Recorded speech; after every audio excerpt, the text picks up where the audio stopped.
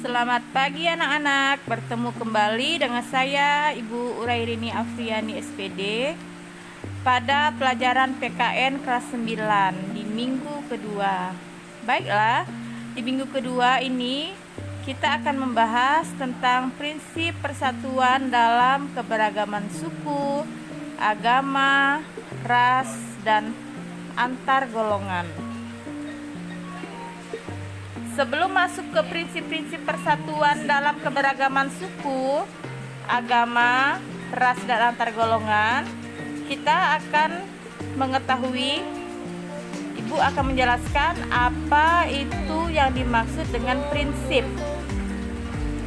Prinsip adalah suatu pernyataan fundamental atau kebenaran umum maupun individual yang dijadikan oleh seseorang atau kelompok sebagai sebuah pedoman untuk berpikir ataupun bertindak. Itu adalah pengertian prinsip. Jadi, sebuah prinsip itu merupakan roh dari sebuah perkembangan maupun perubahan dan merupakan akumulasi dari pengalaman ataupun pemaknaan oleh sebuah objek atau subjek tertentu.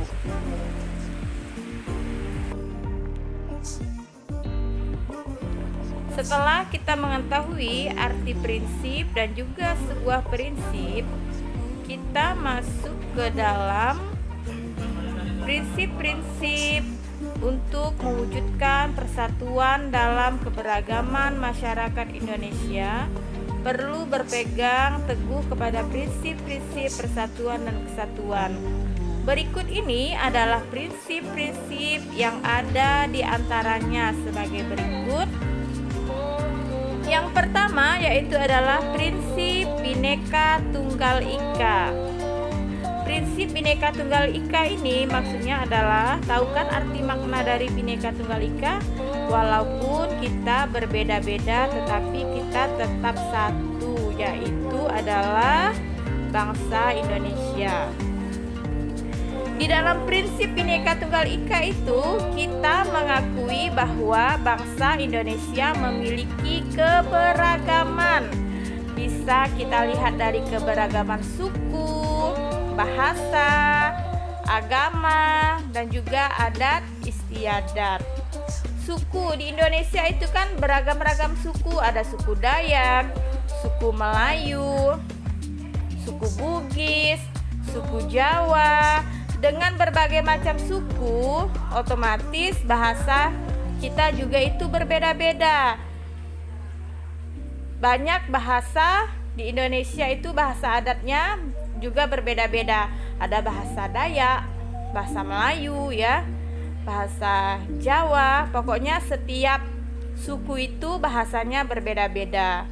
Adat istiadatnya juga berbeda-beda. Setiap daerah di wilayah Indonesia itu mempunyai adat istiadat yang berbeda-beda. Begitu juga dengan agama yang berada di Indonesia. Agama yang diakui di Indonesia itu ada 6. Ada Islam, ada Hindu, ada Buddha, ada Kristen, ada Protestan, dan juga ada kepercayaan yaitu adalah Konghucu yang sekarang diakui ya. Jadi kita itu diwajibkan untuk bersatu sesuai dengan makna Bhinneka Tunggal Ika, walaupun kita berbeda-beda baik dari suku, agama, bahasa, dan juga adat istiadat. Prinsip yang kedua yaitu adalah prinsip nasionalisme Indonesia. Yang pertama, prinsip dalam nasionalisme Indonesia itu, nasionalisme merupakan paham cinta tanah air. Kita harus mencintai bangsa kita sendiri. Contohnya, kita itu harus menggunakan produk-produk di dalam negeri, produk-produk buatan Indonesia. Yang kedua, adanya kesiapsiagaan dari warga negara untuk membela tanah air. Misalkan kita diserang oleh negara lain, Jadi kita itu harus siap sebagai warga negara itu harus siap untuk membela tanah air kita. Yang ketiga, nasionalisme Indonesia tidak berarti kita merasa lebih unggul dari bangsa lain. Tidak boleh ya. Jadi kita tidak boleh itu menyombongkan diri dengan bangsa lain. Kita itu tidak boleh menganggap bangsa kita itu terlalu hebat. Karena itu bisa menyebabkan bangsa kita itu celaka. Kita tidak boleh, sama juga itu kita memaksakan kehendak bangsa kita kepada bangsa lain. Terus selanjutnya, selain dapat mencelakakan bangsa kita, itu juga tidak realistis sikap seperti itu karena bertentangan dengan Pancasila, khususnya sila ke-1 dan sila ke-2. Prinsip yang ketiga yaitu prinsip kebebasan yang bertanggung jawab.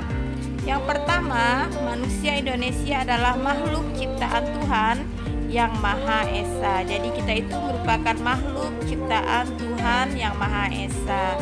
Yang kedua, memiliki kebebasan dan bertanggung jawab terhadap dirinya, sesamanya, dan dalam hubungan dengan Tuhan yang Maha Esa.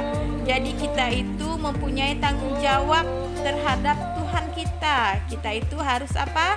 Harus mengikuti perintah dari Tuhan kita masing-masing ya. Yang ketiga, memiliki kebebasan melakukan sesuatu, tapi bukan kebebasan yang kebablasan ya.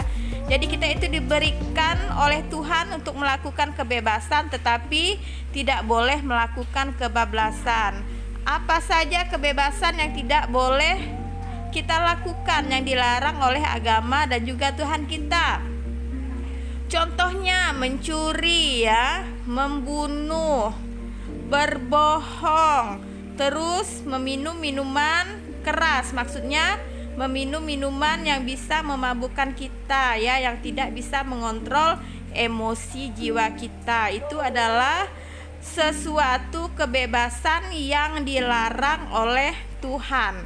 Selanjutnya, kebebasan yang dipertanggungjawabkan kepada Tuhan yang Maha Esa, manusia serta bangsa dan negara.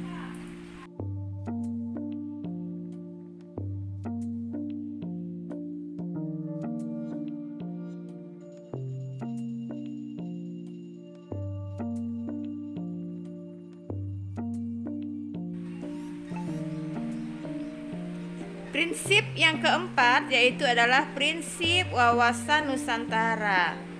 Ada 5 prinsip di sini. Yang pertama, wawasan Nusantara merupakan cara pandang bangsa Indonesia tentang diri dan lingkungannya yang merupakan satu kesatuan ya.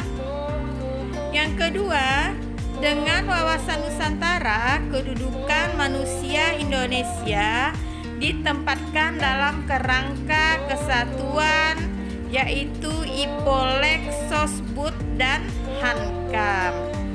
Yang ketiga, manusia Indonesia merasa bersatu, senasib, dan sepenanggungan. Yang keempat, sebangsa dan sepenanggungan. Dan yang kelima, mempunyai satu tekad dalam mencapai cita-cita pembangunan nasional. Prinsip yang kelima yaitu prinsip persatuan pembangunan untuk mewujudkan cita-cita reformasi. Yang kelima, prinsip persatuan pembangunan dalam mewujudkan cita-cita reformasi. Ada 7 prinsip persatuan dalam pembangunan untuk mewujudkan cita-cita reformasi. Yang pertama, kita harus dapat mengisi kemerdekaan. Yang kedua, kita melanjutkan pembangunan menuju masyarakat yang adil dan makmur sebagai cita-cita bangsa di era reformasi. Yang ketiga, keanekaragaman merupakan sebuah hal yang tidak dapat dihindari. Yang kelima, yang keempat maksudnya, keanekaragaman di Indonesia merupakan sebuah potensi dan sekaligus sebuah tantangan. Yang kelima, potensi keanekaragaman ialah akan menjadi bangsa Indonesia yang sangat besar dan juga kaya.